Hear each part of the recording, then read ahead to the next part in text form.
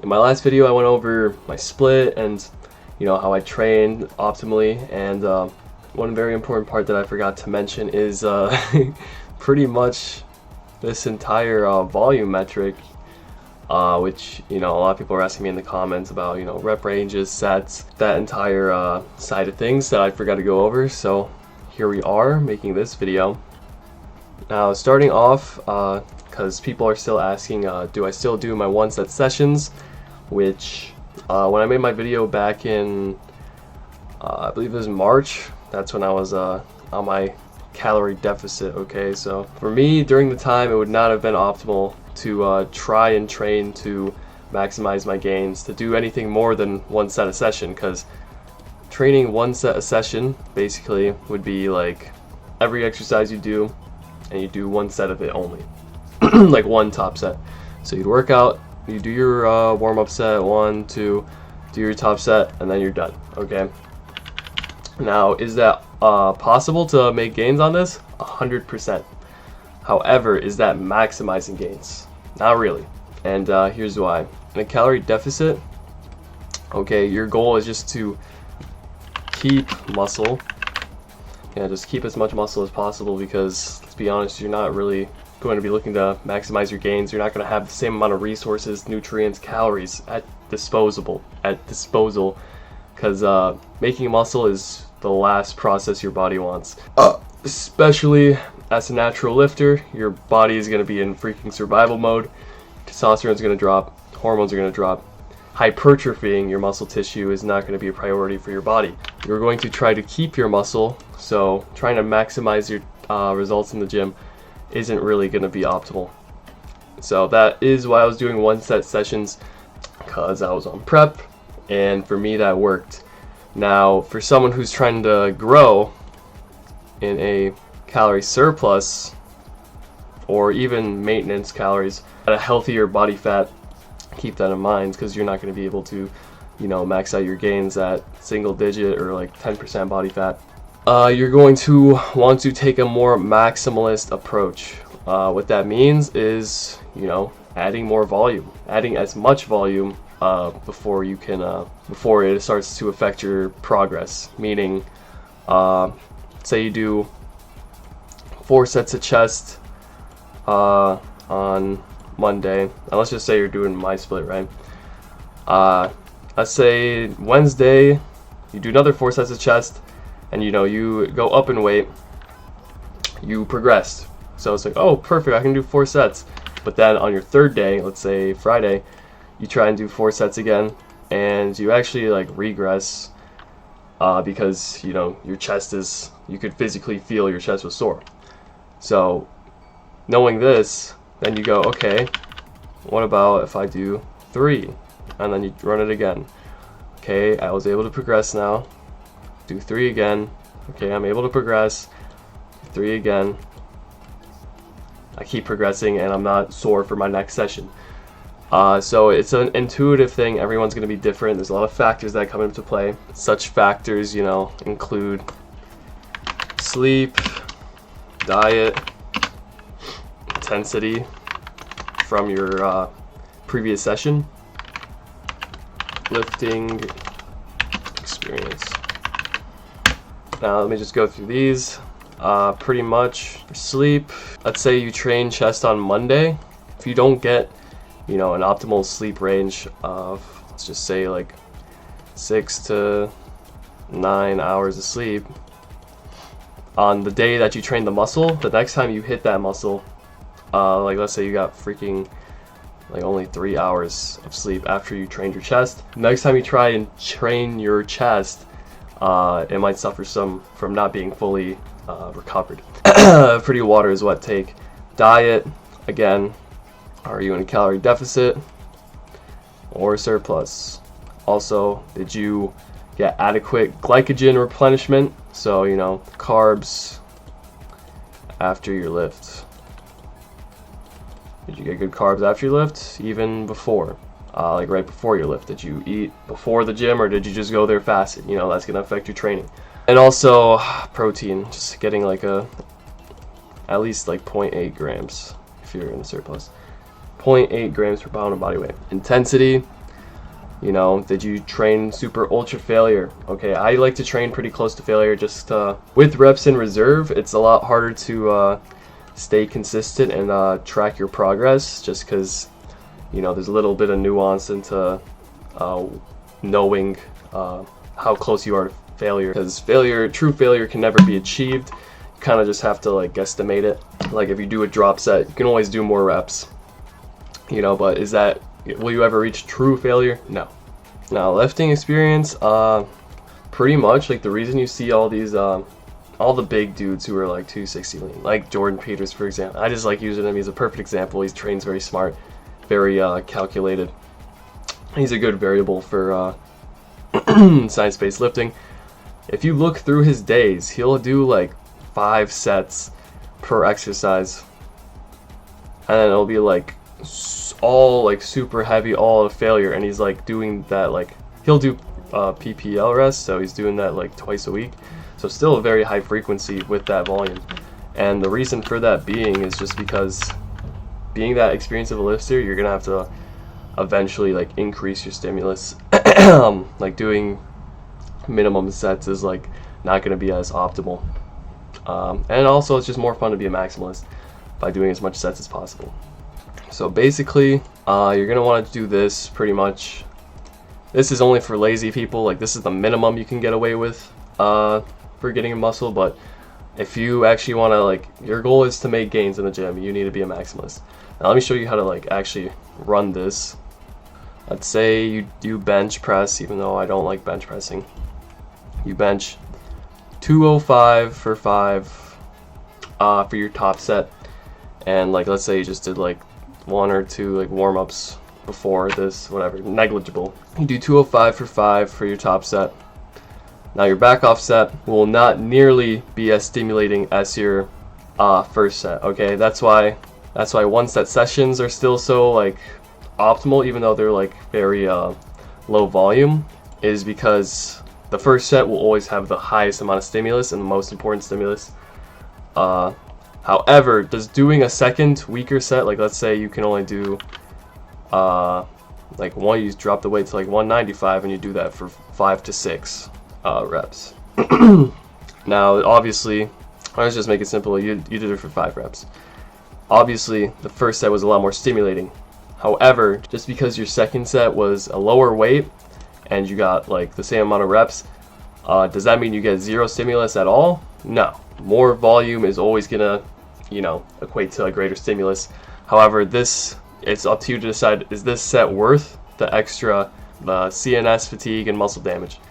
Pretty much these 2 factors are gonna dictate how much volume you do.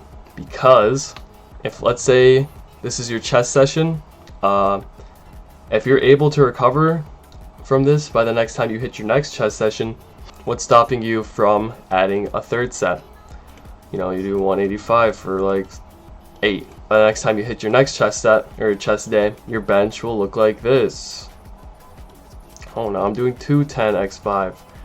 Now my back off set is still like 195 x5 and like let's say 185 x9 or some shit. So you improved on your top set, you added like 5 pounds to it. Back off set doesn't really matter, as long as these are like too close to failure, like as long as you're training close to failure, you are still going to get more stimulus compared to if you just did 1 set of 205 x5. And it's up to you to determine which exercises, which movements do you think are worth prioritizing, because you do have limited resources, okay, with your CNS and your CNS fatigue and muscle damage. The CNS fatigue is pretty much when you're like pushing as hard as you can, and you know your brain like physically does not let you reach a certain point. Like it feels like you're super tired, and you're like, damn, I'm like moving like a bitch. But in reality, you've just overloaded your brain and central nervous system, so you're not able to train as hard as you know, as you are properly rested, okay, and properly recovered. As I'm editing my video, I just wanted to go over a quick point about the CNS fatigue that I did not go over. And I will be using the Clark Kent 4-night SMG explanation with this. So basically, with your CNS, The way it differs from your direct muscle damage is directly tied to, you know, your certain muscle that you're training. So like if you do bicep curls, your biceps will be sore. It's a pretty well-known experience among lifters. Don't really have to go into that. But for CNS, not a lot of people know. It's kind of like in the game Fortnite. If you had freaking all your slots, let's say these are your slots, you have, you know, your legs, chest, back, arms, all your muscles, you know. And you have, let's just say you have 500 AR ammo, okay? All of your muscles, think of them as ARs. These are all your ARs, bro. Now, if I do 10 sets of leg press, okay, that's gonna accrue a lot of muscle damage, first of all. So my chest isn't gonna be sore the next day, obviously. And also is gonna create a lot of CNS damage as well, because your brain uses a lot of energy to push out high intensity sets. Like let's say these are all to failure. So while your chest might not be physically sore from the muscle damage the next day, CNS is different because it's in the brain, bro. Let's just say these 10 leg press sets, it's like shooting 400 of your AR bullets. Your max is 500, bro. You're not gonna have enough to, you know, use for your other days. Instead, you could do a leg day that is, instead you use like 200 AR bullets, and when you go to sleep and recover max, you get like 100 AR bullets back. So if you do another 200 AR on your chest day, sleep, get another 100 AR bullets. I hope this makes sense. But yeah. Now muscle damage is another resource that you have to take into account when programming how much volume you want to put in, where it's basically the physical soreness that prevents you from training as hard as you can, which is caused by like high volume plus reps, along with what type of exercise you're doing. Even like cardio can affect muscle damage, and if you're like getting really deep in the stretch on lifting, that is not optimal. So like plus deep stretch are all factors of muscle damage. So trying to limit these as optimally as possible, you know, maybe instead of like going super far back on your pec deck, which makes no sense because you lose leverage on the pecs, super far back, or you don't lose leverage, you just have very poor leverage. Instead, just like go back till, you know, your shoulders in line with your pec and your upper arm is as well, and just start limiting that, and then you have less actual soreness, but you're still getting a good stimulus, okay?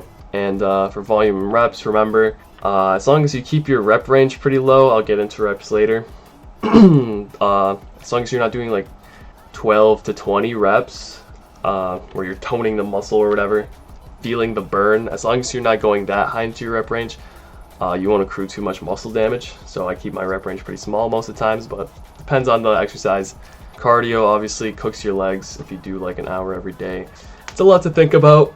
I mean, if you watch my videos, if you watch my programs, you should. They are set up in a way to, you know, minimize both of these while maximizing stimulus. If you just want to follow what I do and run one of my splits for a while, and then if you want to personalize it, go ahead. You know, if you want more arms, because I don't hit arms, you can, you know, just add in arms and then limit other muscle groups that you don't want to hit. There's no perfect split. There's not one that works for everyone. It's whatever works best for you. Now let's go into rep ranges. A lot of people, like, especially on my workout videos, like sometimes they'll just do like sets of like 15 reps or some crazy shit. And people are like, holy cardio. Which, yeah, it does cause more muscle damage, but sometimes I think it can be more optimal, and here's why. Now, here's the graph. Here are the reps that you do in your set. Now, let's say, okay, these red blocks are gonna be, you know, your CNS required for each one of these reps. So 4 rep range would look something like this. You know, you do your one rep, your 2 rep, your 3 rep, and then you do your 4, and then your form starts to break down, you start cheating. Okay, you got your 4th rep. You train pretty close to failure. Your form ended up breaking down. So would that be the most optimal compared to, let's say, a 20 rep set, where it's like 1 rep, 2 rep, 3 rep, blah blah blah blah blah blah blah blah blah blah 20. Okay, and then you end up right at failure. Your form was consistent for all these reps. However, you did use a lot of building blocks, which causes more muscle damage. And yeah, so it's basically you gotta sacrifice, or you gotta balance your muscle damage and, you know, actually getting close to failure. And it depends on which exercise as well. Like if I want to do a leg press, a heavy leg press, 20 reps of leg press is gonna be so brutal, where I'm not gonna have an optimal rest of my day just because I damaged them so much, you know, compared to if I did like 4 reps, or I'll usually stick between 4 to 6. I'm not really putting too much damage overall, and I'm still able to, you know, get close to failure. It might, like, sometimes I undershoot it, where I'm doing my building blocks, blah blah blah. I'm like, oh shit, if I do another rep here, I know these aren't equal. If I do another rep here, I'm gonna fail. So I have to stop here, which leaves some gains at the door. You can argue how important that is to you. However, it's better than getting, you know, all the gains, but you cook yourself for the rest of the lift. But something like rear delts, like a smaller muscle, or even like if you want to do for your arms, something like 10 reps, which is a higher rep range, or like 12 reps, let's just say. You do this, you can get pretty close to failure because of the higher rep range. And it's not as bad because it's a smaller muscle group, so the muscle damage is, you know, going to be a lot less detrimental compared to doing like a larger muscle group, a compound lift, etc. I don't know if this really makes sense. I hope it does, the building block example. But yeah. Now another thing people were saying is, well, Dorian, you're on the freaking glow stack, okay?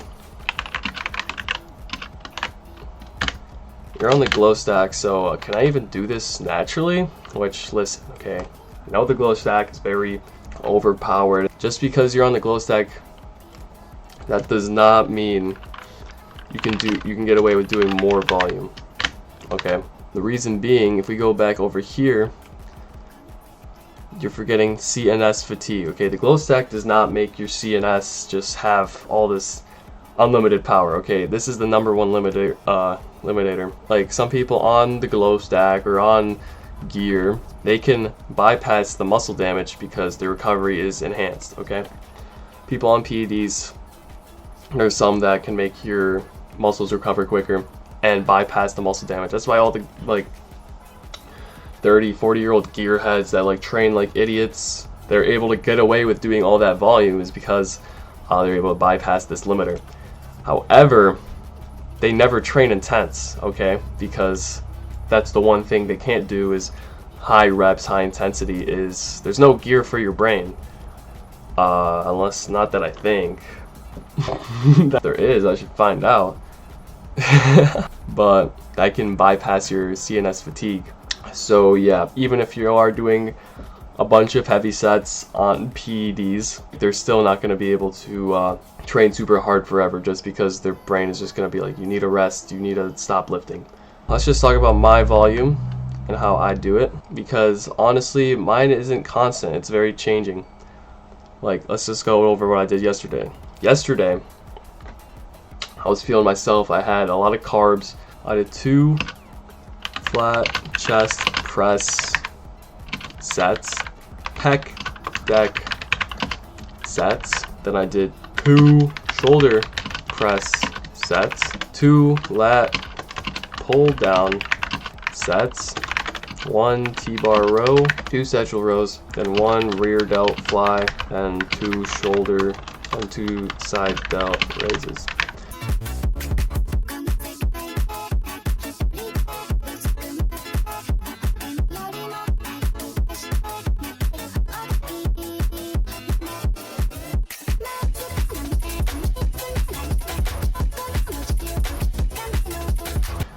And a lot of the what the weights looks like on this would be like 225 for 6, then I lowered it to like 215 for 6. Yeah, again, this is still going to be more stimulus than compared to if I just did only one set, which is this. Let's say this is like 80% stimulus, and this is like 15%. And then if I did another, it would be like 3%. Okay, I'm making those numbers up, but you kind of see what I'm talking about. I don't know how completely accurate that is. Probably not at all. But just to like give somewhat of representation in your head. Same with the pec deck. I did like 250 for 6. I'll do like 220 for like 7. Pretty much back off set is always going to be weaker than your first set. But you kind of just want to focus on your form and, you know, just get some more stimulus. Get another good set to failure while keeping your form good. Like for example, like this one I only did one set. I could probably do another, but for me it was just one. I don't really care that much about my mid back, but also I felt like I had like a super close to failure set, or like would I even like get a meaningful set, you know? Like if I did like 5 plates for 6 and it was literally like the perfect intensity, I'm not even gonna like feel like wasting my time and energy getting like another set when this first set was just so good. Other times I'm like, oh, that first set was so good, let me do it again. So it's kind of just like up to you, you know, just feel it out, feel what works good. And I know the science-based lifting community doesn't really like that intuitive way to things, but it's all smart lifters lift intuitively, you know.